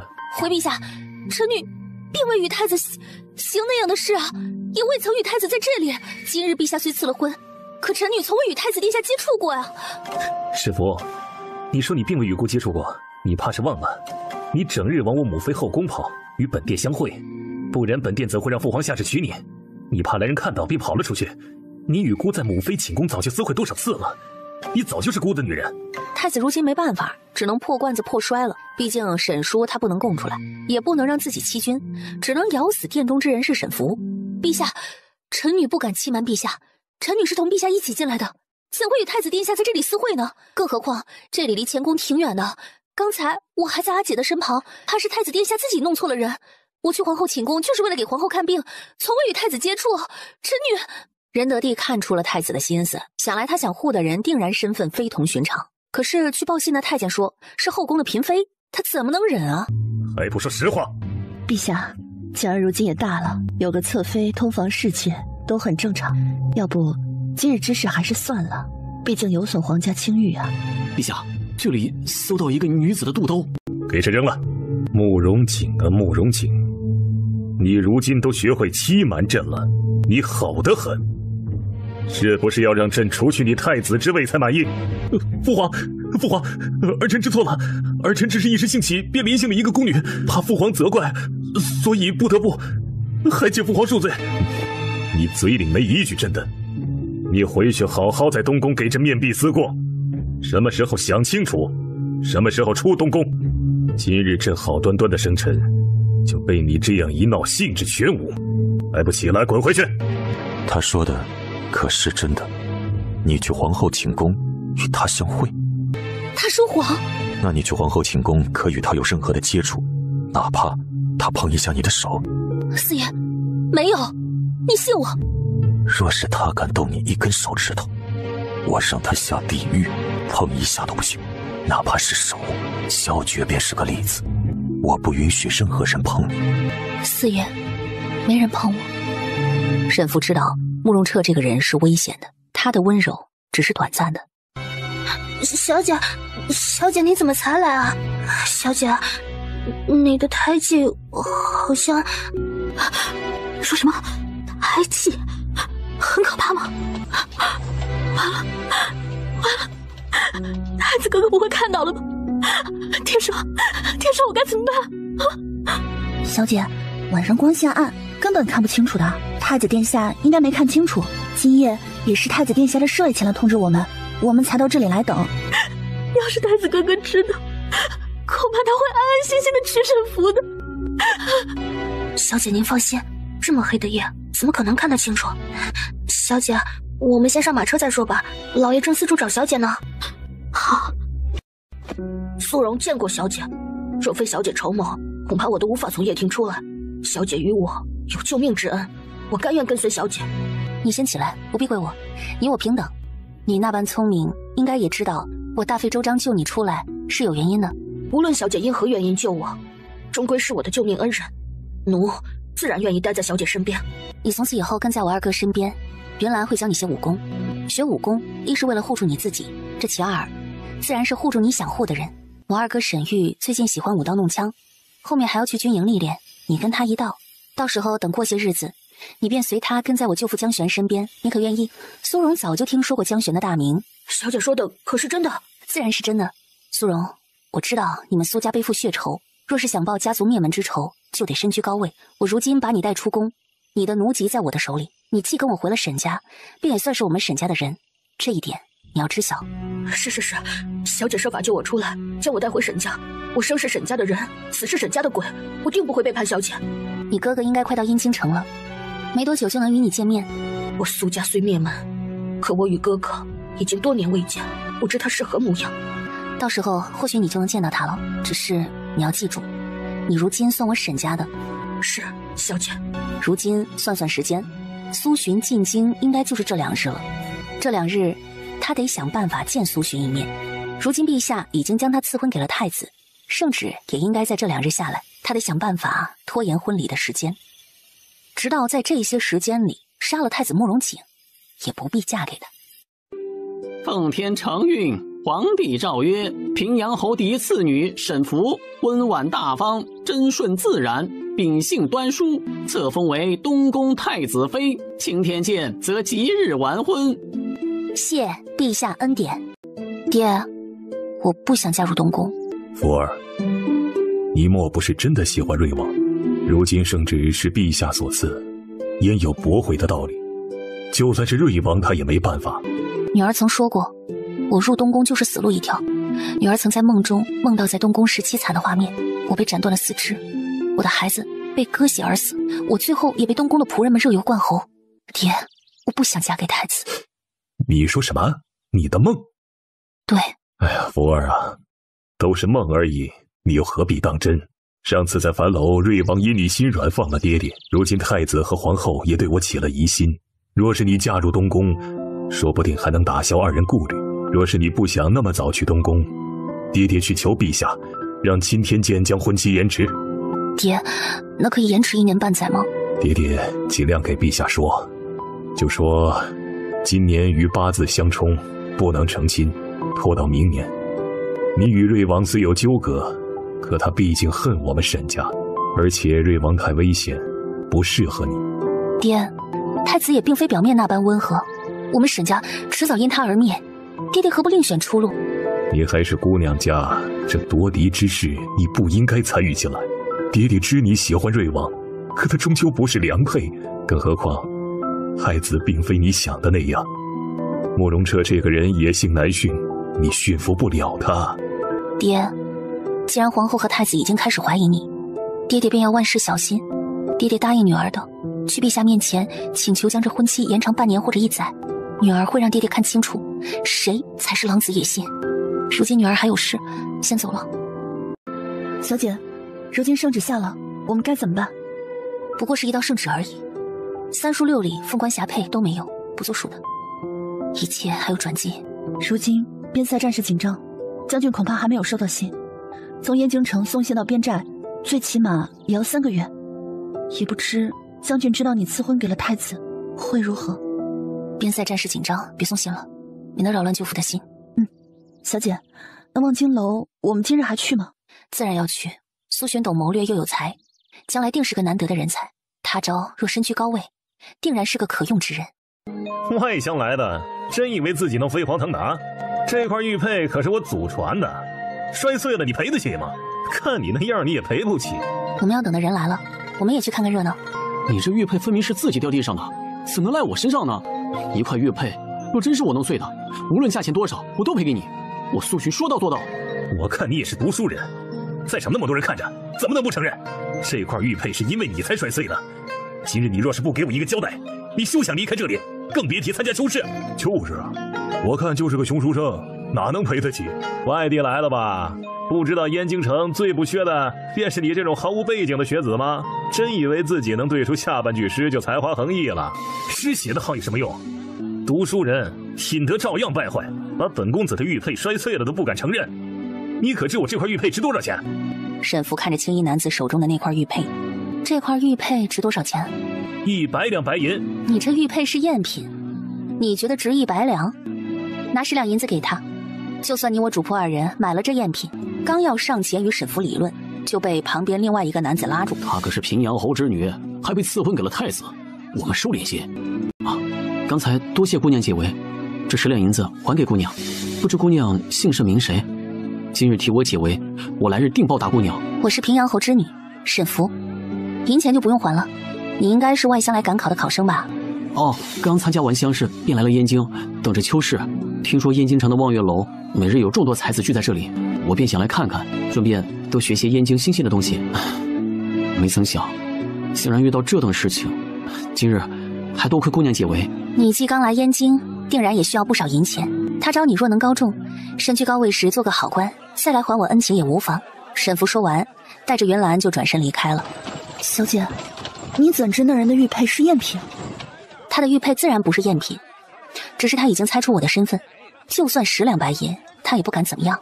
更何况那玉佩是他自己嫉妒苏洵故意摔碎的，若是我深究起来，他定然不讨好，所以他没有反驳的余地。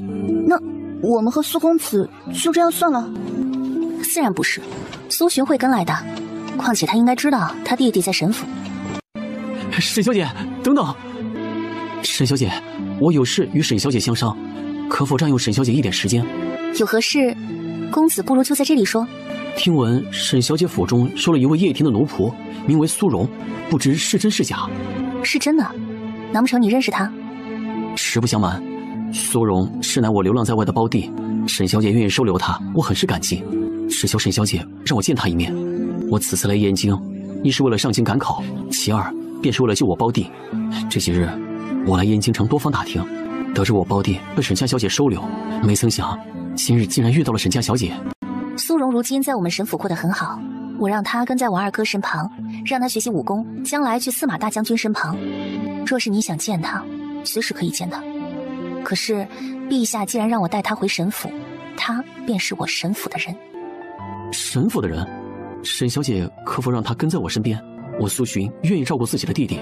自然不行，她的奴籍在我手上，况且她曾是叶婷的奴隶，虽在陛下生辰上将功赎罪，却也留下烙印。我将她收留，自然希望她将来能走得远。他朝若是能上阵杀敌，立下赫赫战功，你们苏氏一门的大仇也可报。苏洵不可思议地看着他。你也知我苏家？自然知道，是苏荣告诉我的。苏家曾在多年前的中秋之夜满门被灭，想来苏公子定然希望有朝一日手刃仇人。你如今在这燕京无权无势，苏荣跟着你，将来又该如何？做一个无名无姓的小卒吗？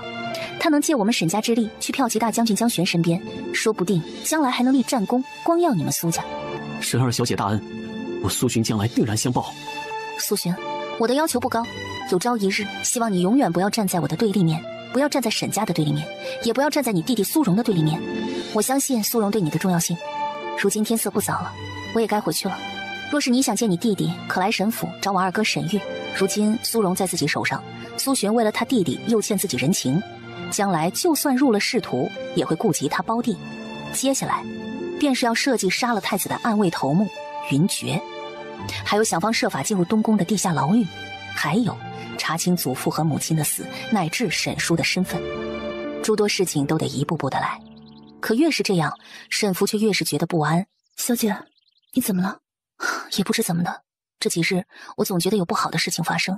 今日爹爹与我在书房说，太子和皇后已经开始怀疑他了。难不成……小姐，你别担心，就算皇后和太子怀疑老爷，也不敢直接动手啊。更何况，这林氏已经被关在偏院了，没有老爷的命令出不来的。我们赶紧回沈府吧，我总觉得什么地方算漏了。小姐，对面那辆马车怎么那么怪啊？还有铃铛。渐渐的，那铃铛叮铃作响，离他们二人的马车越来越近。我怎么感觉头有点晕啊？云兰，这铃声有问题。云兰，沈福意识逐渐模糊，用尽全力伸手，可他无论如何努力，都感觉眼前昏暗一片，他渐渐失去了意识。沈福晕过去的时候，他做了一个长长的梦，梦里一身黑衣的男人静静地跪在佛前，佛堂外春去秋来，男人跪了一年又一年，直到黑发变白，直到身子日渐颓废消瘦，直到他倒下。梦境里最后只有木鱼敲击的声音，还有寺庙外的钟声。梦境越来越混乱，他渐渐睁开眼睛，头顶是奇怪的马车梁，耳旁是风呼呼的声音。他似乎猜到自己是在沙漠里。水。黄姐，要不给他点水喝？已经3天没给他吃喝了，若是死在我们手上，恐怕也不妥。毕竟他是太子妃。死了就死了呗，反正你是奉大燕皇后和她未婚夫的意思。若非这个女人，我们此次前来大燕怎会失败？如今还将醉龙拱手送给了仁德帝。是离国五公主洛清婉和七皇子洛玉舟。从他们的谈话中，他们是受皇后和太子之命绑了他3天3夜。皇后为何这么做？他们又在算计什么？燕京第一美人，哼，不过如此嘛。难怪在仁德帝生辰宴上，慕容彻一直在看你，果然是副好皮相。你与慕容彻的私情，恐怕你的未婚夫大燕太子还不知道吧？你长得可真像一个人呢。哼，我有的时候真是不懂，为何这般好看的皮相长在你的脸上？上天真是不公平，我今日就毁了这张脸，尤其是你的眼睛。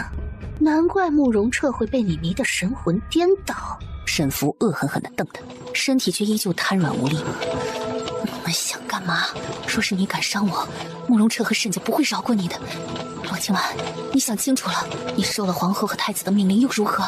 我是平阳侯之女，我若有个3长2短，大燕陛下追究，是赦离国和大燕2国。哼，你以为本公主怕了？是赦2国又如何？我们只是受人之托。不过沈二小姐也是可怜人，哼，你放心，再过2日，我们会派人送你回去。受人之托，你这是助纣为虐！黄姐，你这是干嘛？若真是毁了他的脸，恐怕我们没办法给人交差。快把匕首放下！洛清婉咬着牙将匕首收起来。我总觉得我从前在哪里见过他。以前在离国皇宫时，有个小女孩被母后弄瞎了双眼，扔去了乱葬岗。难不成是她那个贱人的女儿，裴婉的女儿？皇兄，她真的好像父皇寝宫里那个画像上的女人。我看你是想多了，她是沈家的二小姐，不会是裴婉的女儿。可就是像宴会上，慕容彻一直在看她，原来早就被她迷得神魂颠倒。哼，沈福啊，你想喝水啊？我们的水都喝完了，可没有水给你喝。你若是想，我让兄弟们撒尿给你喝喝。你以为慕容彻会救你啊？生了一副好皮相，就觉得能将他迷得神魂颠倒？这慕容彻在离国的时候，不过是一条下贱的狗而已。本公主用铁链将他捆了，扔进笼子，与猪狗同食。他哪里是本公主的对手？哼！你以为他能从本公主的手上救下你啊？别做梦了！就算他来了，我也有的是方法弄死他。黄姐，我们赶紧赶路吧。若是慕容彻赶来，我们全完了。怕什么？我们这么多人，他来了，我们正好给六弟报仇。烈日下，微风里，他不甘心，不甘心自己就这样没命，不甘心自己渴死在沙漠。这一世，他还未见到玉儿，他怎能死？家仇未报，仇人未灭，他的玉儿，他不甘心。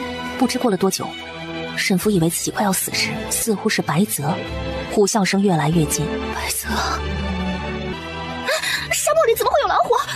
沈福用力睁开眼睛，就见白泽威风凛凛，猛地窜上马车，来到他身旁，将奄奄一息的他护在身后。白泽，四爷呢？就见一群穿着黑衣的侍卫冲了过来。慕容彻这么快就跟来了？将他活擒，其他的一个不留，其他的一个不留。是，四爷。瞬时间，刀光剑影的声音混杂着呼呼的风声，在众人耳旁响起。慕容彻翻身上马车，看到的便是躺在马车中奄奄一息的沈福。沈福，四爷。沈福。见到他的那一刹那，慕容彻身子微微颤抖。沈福，傅莹，赶紧去找水，快！是，四爷。四爷，我以为我在做梦，每次都是你，我欠你好多，我好渴。你放心，你不会死的，你坚持一会儿，水马上就来了。可沈福已经3天3夜滴水未进，他知道自己撑不下去了。看着男人为他担忧的神情，慕容彻轮廓清晰，抱着他身子都打着颤。四爷，我不甘心，我还想要玉儿。玉儿2个字他说的不清楚，慕容彻没听清。沈福，你想要什么？想要一个与四爷的孩子。四爷。细微的声音渐渐消失，少女无力的手终是垂了下去。慕容彻将她紧紧地抱在怀里，眼眶血红，身子颤抖，腰间匕首被他猛然拔出，将自己手腕割开，鲜红的血一滴滴地滴进少女的嘴里。沈福，你既然不甘心，就睁开眼睛看我一眼。沈福，你睁开眼看看我，好不好？可无论他怎么喊，怎么说，沈福的气息都弱得不行，仿佛稍微用些力，他便能一命呜呼。他真怕他死了，她分明就是那么鲜活的姑娘。他忽而想到沈福曾跟他说过，她是被热油灌喉而死的。他不甘心，不甘心看着她就这样白白送命。血水滴尽，少女残弱的气息似乎有了一点起色。你睁眼看看我，叫我一声四爷。四爷。傅影带着水回来时，就见慕容彻手腕血红一片，瞬间知道发生什么事。四爷，你为了他连命都不要了吗？再晚一天他就要死了，我总不能眼睁睁地看着他去死。四爷，这个女人捉回来了。慕容彻，当初你在离国的时候，不过是本公主的一条狗，你如今回了大燕，便自觉高高在上。我可是离国的公主，你若杀了我，我们离国不在乎与大燕一战。我洛清婉今日就赌你慕容彻不敢杀我。慕容彻面无表情，他低头，眉眼温柔地看着怀里熟睡过去的人。他将沈福轻放在马车里，他满脸邪气。你说你赌我不会杀你，慕容彻，你说过不杀女人的，我是离国公主。若是我死了，你们大燕将面临怎样的后果？你难道想看着两国交战吗？洛清婉啊，洛清婉，这么多年你还是不知悔改。这里可不是大燕境内，你以为用你那些破铃铛还能像从前一样把我迷晕，关笼子里？你死在这里，离国皇室只会认为你在沙漠里被沙尘暴带走了，他们永远别想找到你。他声音诡异又危险。漫漫黄沙正好将你满身脏污都带走。放开！你说的对，我是从不杀女人，可惜今日不同，你动了她。男人手指猛地一收，骨头断裂的声音传来。慕容彻面无表情，将手中已经没气的尸体一扔，脏了本王的手。他目光落在天边的落日上。沙尘暴就要来了，我们也该回燕京了。四爷，七皇子还没断气，找人送出沙漠，本王要让他一辈子都记不起来今日发生的事，也好给离国一个交代。毕竟他们二人此次是为父皇生辰而来。是，四爷。发生了什么事？阿强姐，你怎么才回来呀？你都去了哪里呀？老爷他走了。爹爹，对不起，我来晚了，对不起。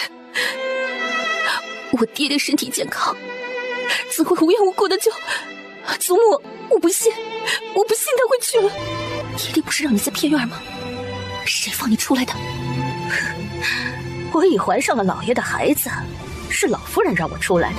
我与老爷尚未和离，还算是沈家的当家主母。你这个孽女，敢这般与我说话，简直是大逆不道！你父亲是你的亲姐姐，沈离下毒杀害他。你若是不信，可以问问你的两个哥哥。沈福扫视周围一圈，的确没有看到沈离，也没有见到沈叔。哥哥，姐姐呢？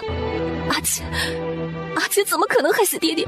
阿姐身体本来就不好，怎么可能害爹爹？定是有人陷害他。路上被洛清婉无缘无故的绑架，原来皇后和太子还有林氏，他们早就筹谋着将他爹爹杀害，嫁祸给沈离。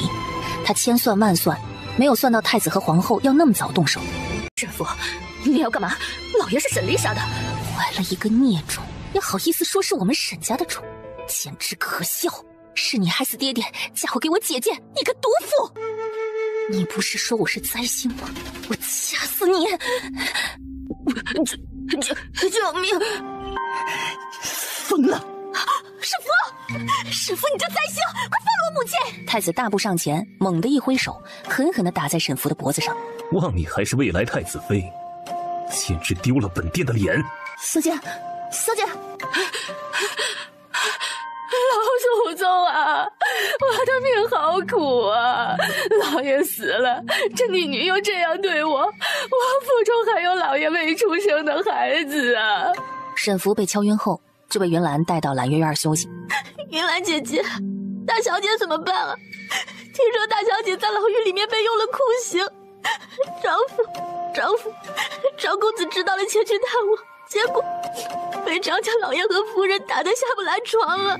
已经写信给了将军，可是如今边塞战事紧张，这里到边塞的信也得好几个月才到呢。官府都查了，那毒药是在大小姐房间搜到的，是有人刻意设计的。太子殿下，小姐身体不适，恐怕需要休息。怎么，姑是不能在这里了？她这几日都去哪里？你这个贴身丫鬟应该知道吧？二小姐这几日回了一趟易水。撒谎！小姐的确去了易水，奴婢不敢欺瞒殿下。我要问她一些事情。是，殿下。殿下若是无事，我要去灵堂了。我要见我爹爹一面，告诉他将来变成厉鬼，前来索命。你真是疯了！就算要索命，也是去索你阿姐的命。师父，你难道就没有想过救沈离？太子殿下觉得我该怎么救呢？求姑或许可以与皇叔说一句，让他去狱中想办法将你姐姐救出来。不过事后你的姐姐也得嫁给皇叔以报救命之恩，这是唯一的方法。果然，设计沈离入狱是有原因的。哼，让我求你，你的方法就是这样，让阿姐嫁给谢王，无异于让她坠入地狱。太子殿下，你的心意我不要。沈福说完，头也不回地离开揽月院，径直往沈离的清风院而去。祖母，孙女可不可以看爹爹最后一眼？我昨日做梦梦到爹爹，我不信阿姐会下毒杀爹爹。我会些医术，能不能验验爹爹身上的毒？二丫头，方才你险些酿成大错，你可知错？父亲之死实在蹊跷，临时那般言语侮辱于我，我迫不得已。如今爹爹已故，我是无父无母的孩子，祖母难道愿意看到我被临时赶出沈家？唉，可他腹中还有你未出生的弟弟啊！是不是还不一定呢。你淑锦，你爹爹尸骨未寒，你要开棺材做什么呀？祖母可信大姐姐会杀自己的爹爹，就如同当初我不过9岁，什么都不懂的情况下就被诬陷伤害祖父一样，明显就是有人故意设计的。爹爹向来喜欢姐姐，姐姐没有毒杀他的理由。官府的人都来了，你爹爹身上的毒和大丫头房间里的毒是一样的，他的贴身丫鬟海棠也指认了他，也自杀了。诸多证据指向你大姐姐，人证物证都在呀。海棠明明就是姐姐贴身丫鬟，对姐姐也忠心不二，怎会？祖母心里也不信大姐姐会杀害爹爹，对吗？唉，自然不信了。祖母，能让我见爹爹最后一面吗？我愿意下毒，我不会惊扰爹爹的，求你了，祖母。你也不希望父亲惨死，真正的凶手逍遥法外，对不对？祖母，我会想办法将姐姐救出来。二丫头啊，沈家不能垮呀！我自然也相信大丫头不会做出那么没良心的事。若是谁想起害我们沈家之心，祖母定不轻饶。沈福点头，伸手将棺材推开，爹，女儿不孝，你放心，女儿定会为你报仇雪恨，我定让他们血债血偿。他从袖口中将一根一根银针拿出来，银针插入尸体，瞬间变成黑色，果然是毒，而且是穿肠烂肚的剧毒，穿肠散。沈福将棺材盖上。祖母，父亲身体里有2种毒，你可知晓？2种毒？这仵作来验过了，就只有穿肠散这一种毒药，怎会有2种毒啊？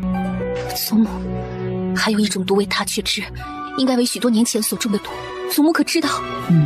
自然知晓。你母亲死后半年，你爹爹心灰意冷，便自愿请旨前去南巡，没曾想啊，途中被好才之人算计，便中了毒。母亲死后半年，那时候林氏应该还未进府，所以沈叔真不是爹爹亲生的。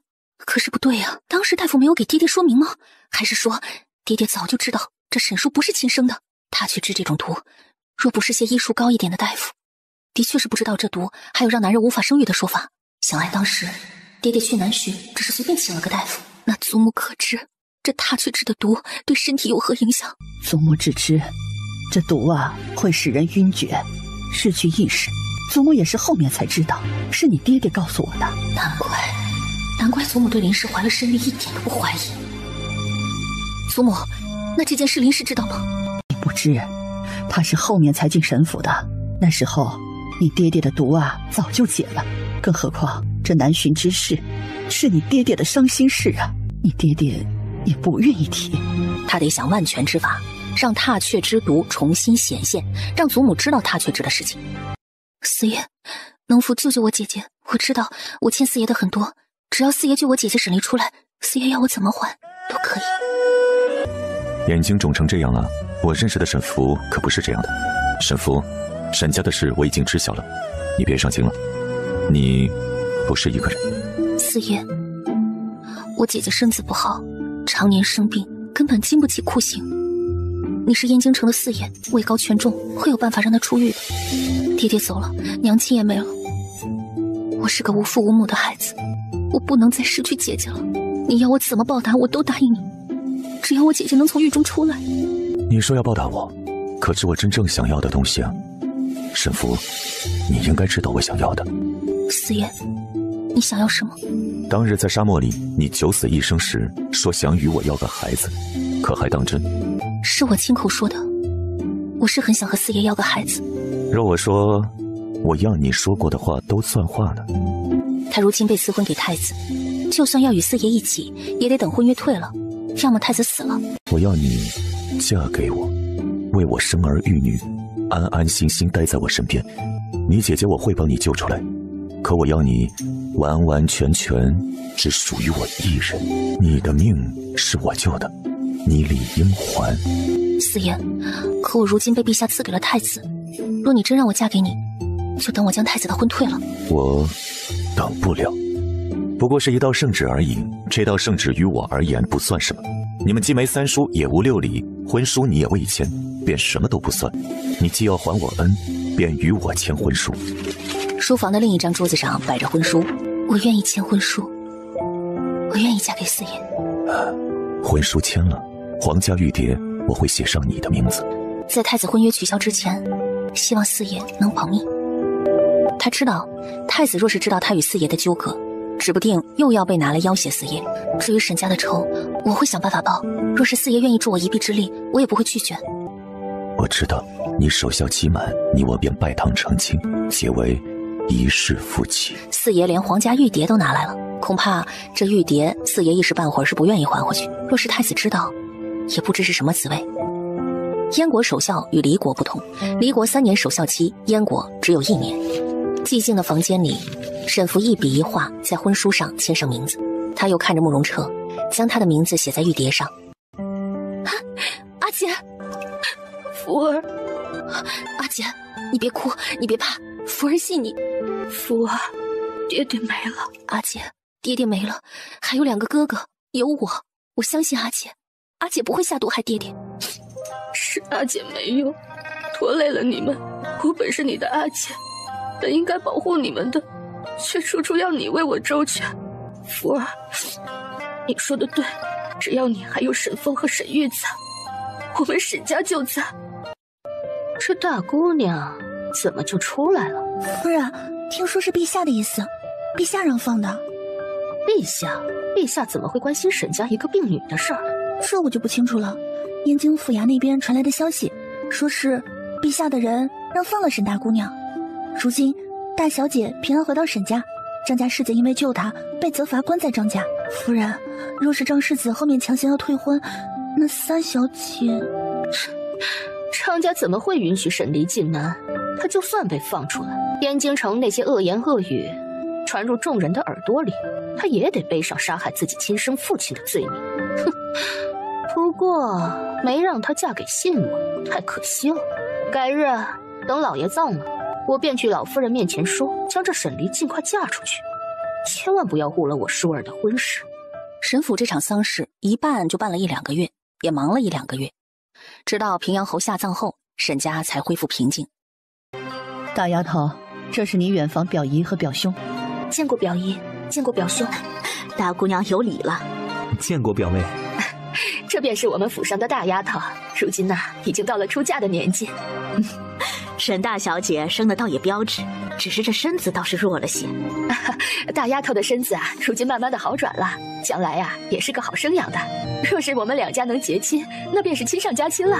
祖母，离儿身子弱，恐怕配不上吴公子，更何况父亲刚去没多久，离儿想给父亲守孝3年。守孝3年？我们燕京长辈走了，守孝1年即可。你们可以先把亲事定下，后面再行这嫁娶之事。灵儿啊，你身子也日日的养好，不用担心啊。如今吴公子贤能有德，吴家呢也是清白世家，家底殷实，你嫁过去也算是享福啊。梨儿你将来迟早也得嫁人的，终要是个仁厚的孩子，你嫁过去定然享福。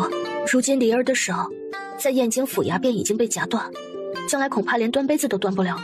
若是吴公子真要娶我，便要做好让人照顾我一辈子的打算。我身子抱恙，也不能为吴家生儿育女、传宗接代，我也绝不嫁入吴家。梨儿，你先下去想想，愿不愿意嫁去吴家？